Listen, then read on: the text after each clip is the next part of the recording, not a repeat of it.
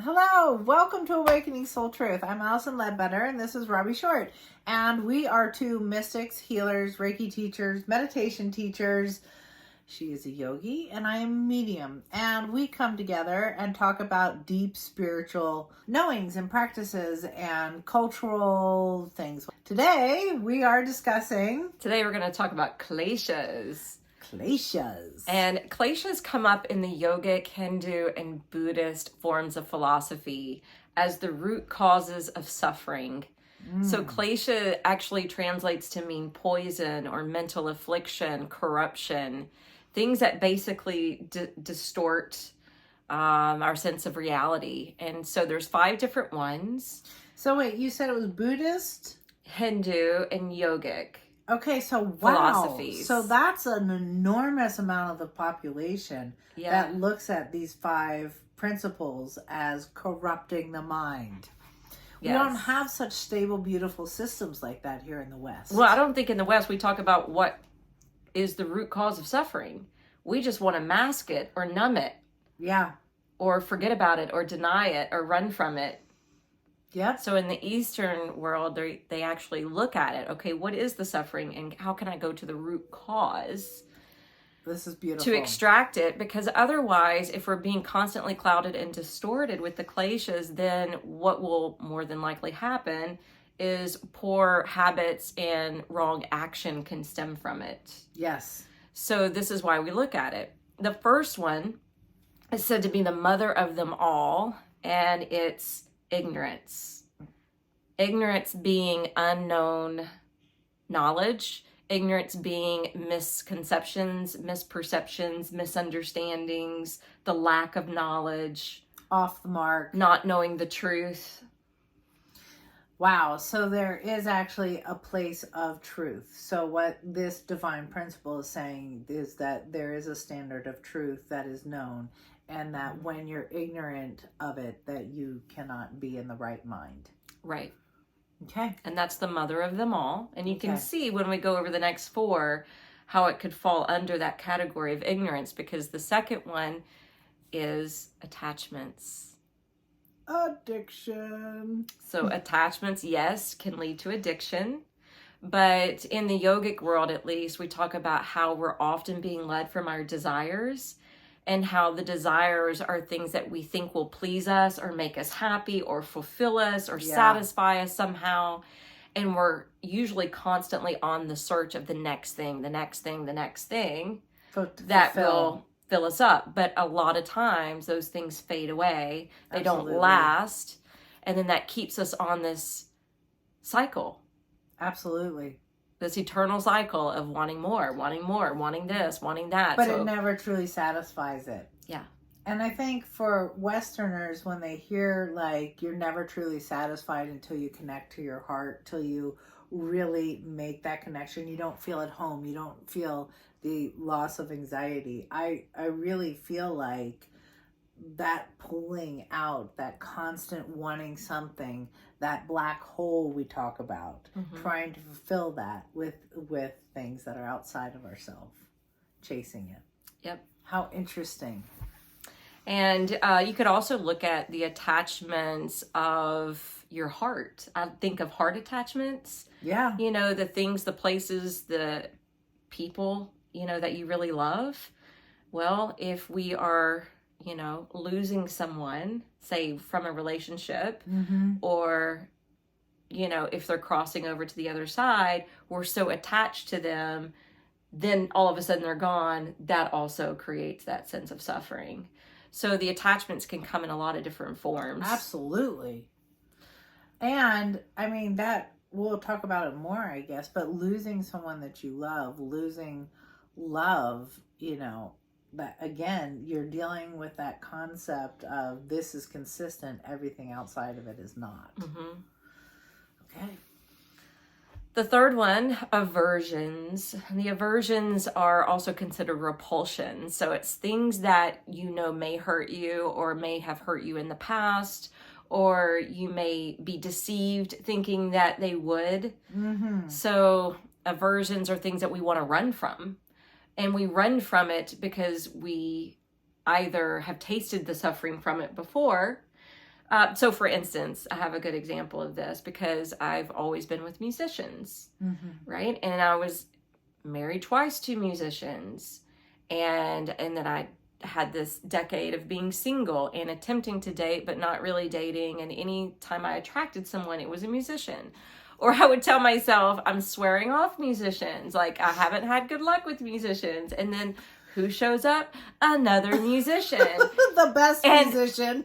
And it was actually this Klesha and the study of this that helped me to realize that I don't have to be scared of the musician I'm with now, because he's not the same person. He doesn't have the same background. It's not the same energy. It's not the same relationship that I had before. So I could have totally run from it.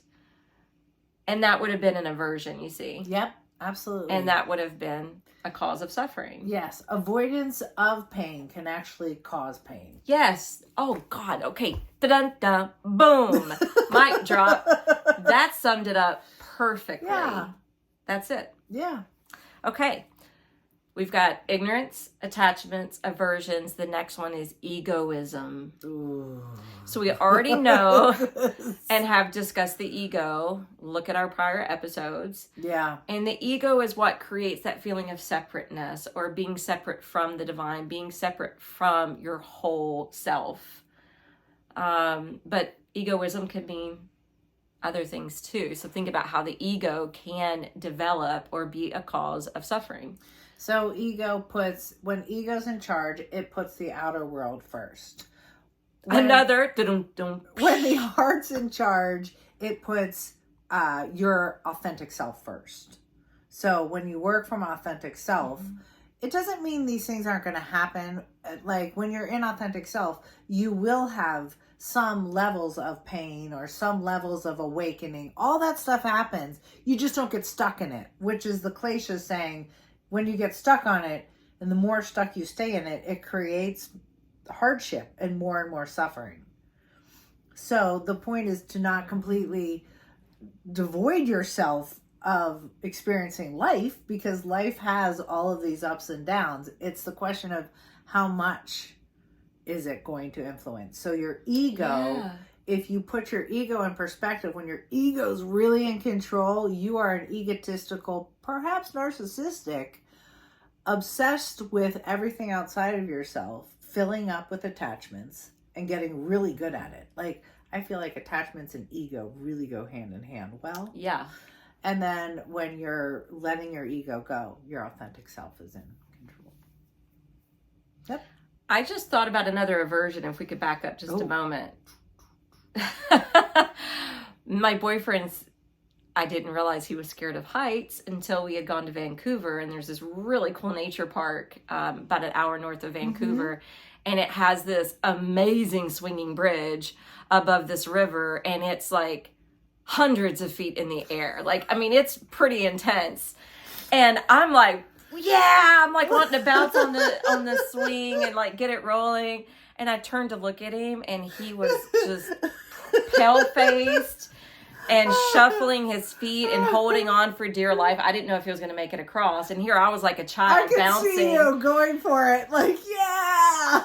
But I have to say, even though he's scared of heights, he took his daughter to New York, and he took her up to the is it Empire State Building? World Trade Center or World? No, that was what 9/11 took down. Yeah. Empire State Building, right? Okay, I think it's the Empire State Building. He took her up there. You're standing on glass looking down.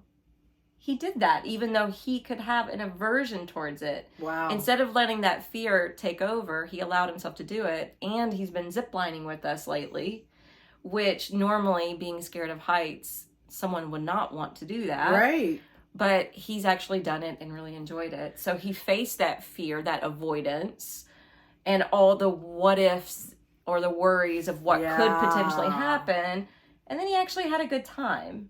When we let go and trust. So I think the ego can also tie in with aversions that way. Yeah. Ego, I'm not sure why ego isn't like the mother of it. Because I feel like they all feed into ego being in control. The ego gives us the false sense of self. which is ignorance. An illusion. The ignorance and illusion of that still keeps that number one. Wow. Yeah. That was good. That was good. All right. This is why we do this together. That's really good. Okay. So after the ego is the fifth one, and the fifth one is the fear of death. That's pretty serious. Okay, so I always, when I go over this topic, I love to say, and I'm sure we've shared this in other videos, the fear of death is not just the fear of death, it's the ultimate fear of change. Yeah. The biggest change we can go through is the transition of body back to spirit. But we have deaths all the time. Yes. We have ego deaths. We have ego deaths. Yay for ego deaths. So it's also the fear of the unknown. Yep. So we were having a discussion earlier about the fear of the unknown. And for a lot of people, death becomes that. And you were asking, I wonder why. I don't remember how you questioned me. So I feel like so much of the time we stay stuck in these patterns of aversion and all that because we have fear of the unknown, or we're so afraid of the death of something, and that creates that illusion. But because we have the unknown there and we don't know what it is, my solution to that is when you step into the now moment and trust your heart, the unknown unfolds really beautifully and gracefully. And you can't be out here in the future. You have to be in the now moment. And that is your place of navigation. That's home anyway. That's what creates your most beautiful place. So when you're dealing with the death of things, death of certain patterns, and then ultimately death itself, which is really the unknown, that principle applies even at death of the physical body. I always tell people, go into your heart. Well, that's the place of the now moment. Yeah. And that's where it all takes place. So it's a principle that works in the finality of the body and also in death of behaviors or relationships. Go into the now moment. God. Death of behavior and relationships.